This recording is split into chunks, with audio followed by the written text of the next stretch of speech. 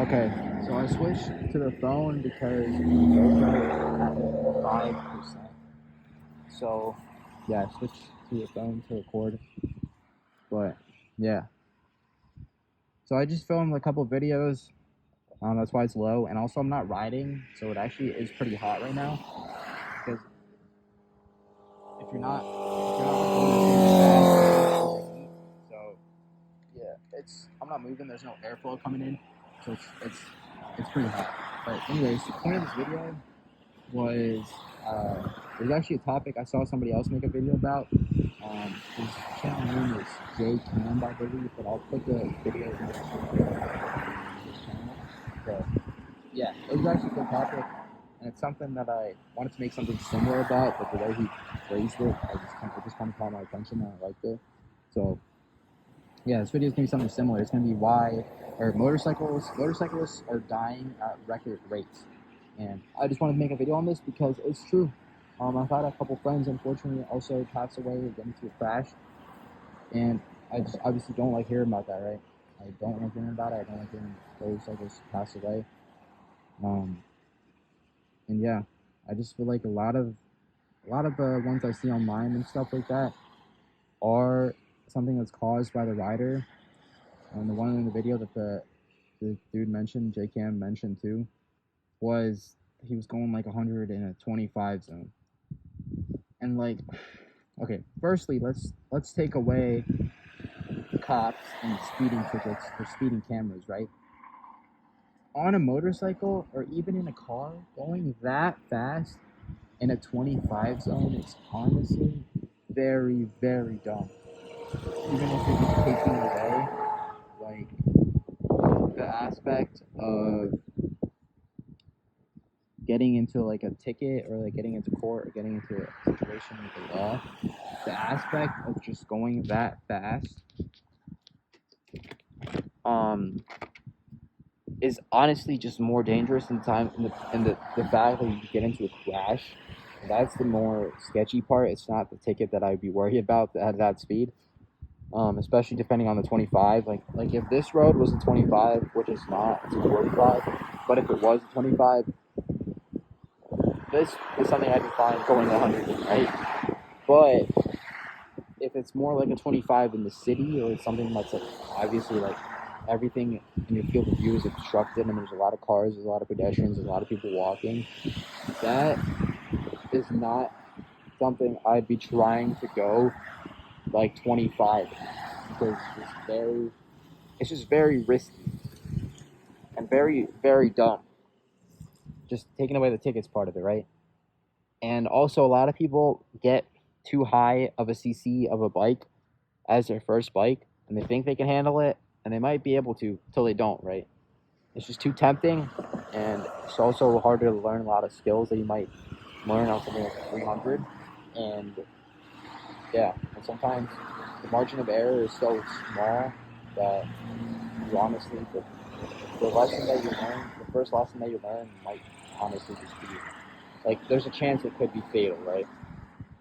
Let's be honest. Let's not try to sugarcoat it. Like, I mean, if you get into like a fairly small crash, like you'll be fine, yes. Or if you get into a single collision, that's the best case outcome, is single collision.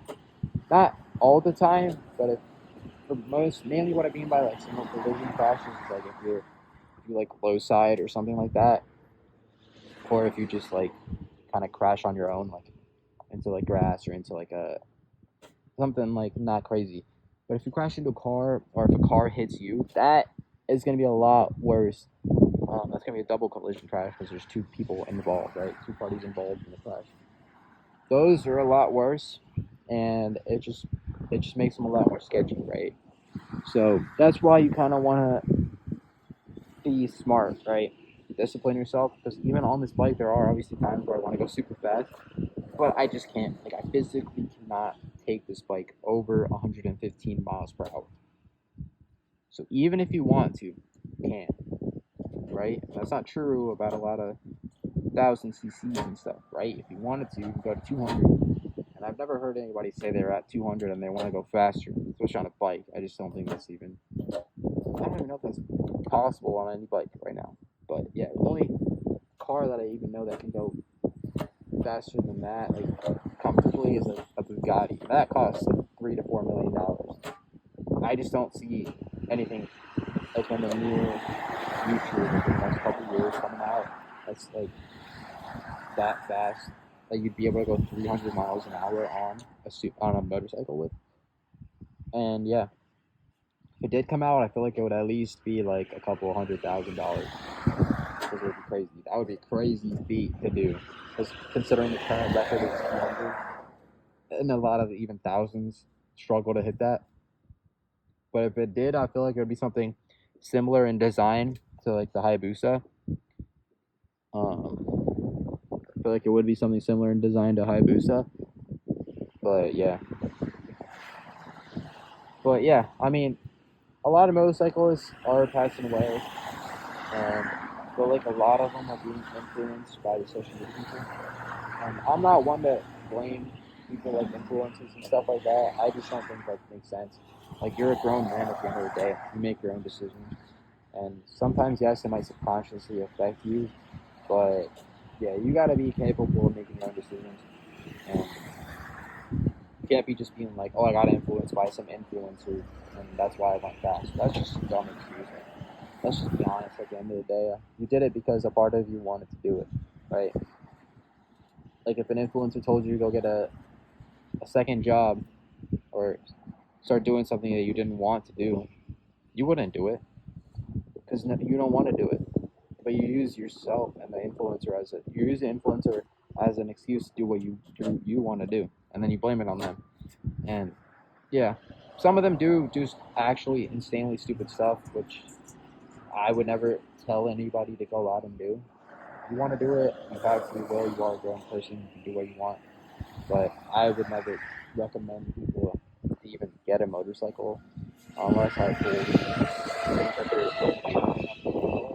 does come into in fact, like the mental aspect of it. Even if you're a great rider, you can't discipline yourself, you can't control yourself, do what needs to be done in certain situations. You're not gonna make it in the long run, right? At least without like something injury wise or an accident possibly. So yeah. But yeah, I mean, you gotta limit the interactions that you guys put yourselves in. Try to limit like riding at like super crazy spots at night, and just be careful if it's super late at night. Like, be careful at intersections and stuff. Like, there's nothing wrong if there's very low traffic to even just like completely come to a stop, right? If there's nobody behind you, there's nothing wrong with coming to a stop at an intersection or something like that, even if it's green, because drunk people and they run red lights, right? And even if it's green for you, even if it's a fresh red or something that's like been red for a while, they don't give a crap because they don't even recognize it. They just go straight through it. Like, you're on a bike, you're probably gonna die, right? So it's one of those things where you kind of gotta be aware of it and be situated for it. And sometimes, even if you're the greatest rider in the world, even if you're riding super smart, there's some things you just can't control. So that's why you try to limit yourself from riding in certain bad situations. If it's like raining super hard, if you get caught in rain, that's different. But still, like, try to work out ahead for the weather. Sometimes, yes, they do change, so you might get caught in the rain. That's why being able to ride and being able to ride safely is important and smart. And just having the skills to kind of pick yourself out of bad situations is smart too.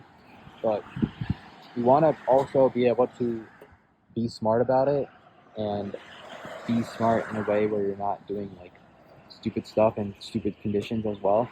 If you're gonna be a dumbass and ride crazy fast, do it in good conditions with good conditions on your bike as well. Make sure everything is good standard and good like spec. Make sure everything is properly done. Make sure your tire pressure isn't like 5 psi, right? Do your due diligence and then go fast. Yes, you can do that. Wear your gear. Do it on smart roads. Like, this road is pretty nice to speed on. There are like occasional intersections like this, but they're pretty low traffic because they're mainly smaller roads. Or like, that's a construction road, so they're pretty small, and you just want to be careful at those areas. But like areas where there's no intersections, that's where your prime time is for speeding and going fast, fairly safely. So yeah, that's where you kind of want to do things at. Like, you don't want to be going 100 down intersections or like city streets or surface roads. that's just asking for trouble, and it's not even worth the risk to reward, right? It's just not worth it. The risk to reward on a highway where it's fairly empty and there's stuff like that, or like a road or a segment of the road like this part is fairly safe because there's no chances of anything pulling out onto you. And just make sure you're doing it where it's just like fairly nice area and there's not obviously heavy traffic. If you can do it, like you could kind of be like this car or this car. Like if you're in the front of the pack and there's just an empty road like that. And then once you start getting to those intersection areas, there's one over there, and crossing and stuff like that. That's when you want to keep your eyes up more and be more cautious and start slowing down even.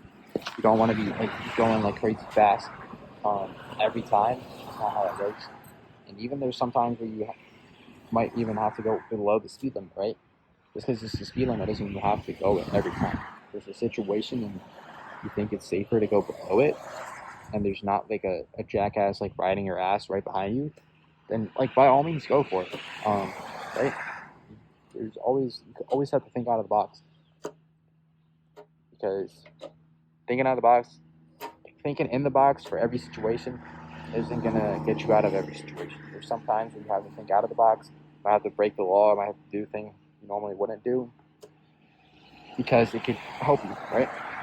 You just have to be able to do what it's willing to do. Well, what you have to do, you have to be able to do what it's willing to take.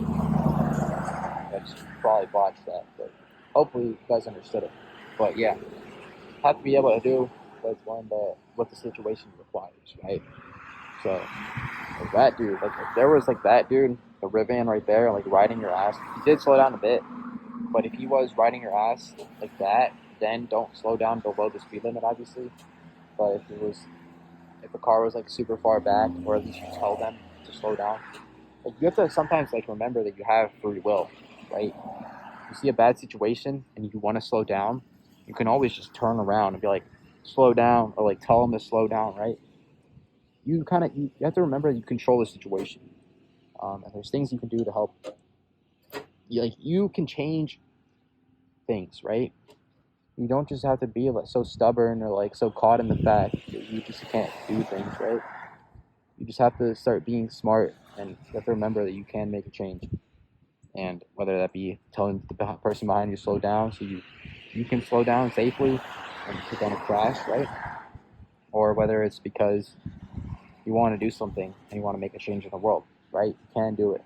You can do it. So just be smart about it, and yeah, pretty much it. But for the most part, take care of your maintenance, take care of your bike, take care of yourself, take care of your gear.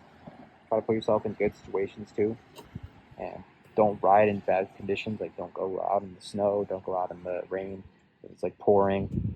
Don't go out at super late at night, or even just at night in general, because it's hard to see on a bike, and it's hard for other car drivers to see you as well. So it's just one of those things where you have to discipline yourself, do what's best for the long run. Sure, you might not be able to ride today, even if you think you could have, and obviously it's one of those things where if you prevent something from happening for so long, it's just, I feel like it's human psychology, where you just kind of get bored, or you want a challenge, or you start thinking it's not going to happen anymore. So then you're like, oh, I've done this for so long, it's not going to happen anymore. And then you finally go out, and then you get humbled, right? So being disciplined kind of just prevents you from being humbled in the first place, right? So yeah, that's pretty much it. Again, shout out to the original creator. It is inspired from him. It's the topic and the title. We'll probably talk about completely different stuff, but the topic of it is inspired by him. So go sub to him, and yeah, that is pretty much it. You guys need to be safer on motorcycles. If you're doing, I'm not saying don't do dumb stuff. I'm just saying do dumb stuff at the right time in the right place, right? Just be smart about it. You can control things. Not everything, but you can. You can make your own odds. Ow, my butt hurts from sitting on this flipping hill for so long. This is the last video I'm gonna film. This should be more than enough for 3 weeks. This is probably more than enough anyways, but I just wanted to make these videos with the film. So that is pretty much it. I hope you guys enjoy it. Be safe this summer. Wear your gear. And yeah, if you don't like the situation, you can always also just pull over. Pull over safely, but yeah, pull over. Just let those troublemaker cars go by, or make the moron car go by. and put yourself in a new situation, right? And that also kind of comes into where sometimes I feel like going faster actually helps you because you kind of put yourself in newer cars and they're always thinking about like the biker next to them compared to if you're just riding behind a car for so long they might forget about you. They might forget that you're in their blind spot. So yeah, sometimes I hope people that watch this don't like misinterpret what I'm saying. I'm not saying go speed everywhere. I'm just saying it's like one of those things where it's a tool that can help in certain situations. It's not always something that should be like looked down upon. Like, yeah, if you're going like 125 or like a school zone or something like that, by all means, I would honestly support the police for touching something like that because, yeah, right now I probably would think it's cool. Maybe, I mean, maybe a couple years ago I would have thought it was cool, but right now I'm just at the point where it's like it's not even worth it. Um, and when you get to the point down the line, and you have like your own kids and stuff like that, would you want some moron going 100 miles an hour in a school zone where your son or your daughter might be like walking down there, right? No, you wouldn't. And it's not even one of those things where it's like, oh, nobody wants me to speed anymore. Yes, it's illegal, but like, yeah, some people might cry about that, and it's just like we're at the point where it's like, yeah, nobody cares if you speed. I mean, people do, but like, I don't care if you speed. You just have to do it at the right time, right? If you're speeding on a highway and there's nobody there and there's no crossings or anything like that, by all means, do whatever you want. As long as it's not insanely heavy traffic and you're doing stupid stuff like squeeze bends or like the swimmers on YouTube, right? Like that type of stuff. If you're just going fairly fast and you're taking fairly safe, reasonable cuts, by all means, I do the same. I honestly don't have a problem with that. But my problem is where you're doing dumb stuff in high risk situations and you're kind of just asking for it at that point, right? But yeah, that's pretty much it. I hope you guys enjoyed. This is gonna be the last video that I'm filming today. But yeah, I hope you guys enjoyed, and I will catch you guys. I mean, I'll probably record if I think of something while I'm riding because I still have 2 weeks that I'm here. But I'm not guaranteeing that. And anyway, these videos are probably gonna come out first. So I'll probably try to space these out for when I'm gone because I'm going to India for a couple of weeks and I'm gonna come back. I'm going to Miami for a couple of days. So I probably won't be able to shoot stuff obviously. So these are just something I can edit now and have ready in the bank or the vault. I mean, so I can upload those while I'm not in a situation where I'm able to ride and film videos, right? But yeah, I will try to film the garage videos and stuff. That's also become like more of like the garage / behind the scenes channel, which is pretty cool. So if you guys like stuff like that, also check that channel out. But that's pretty much it for this video. I hope you guys enjoyed. I will catch you guys later.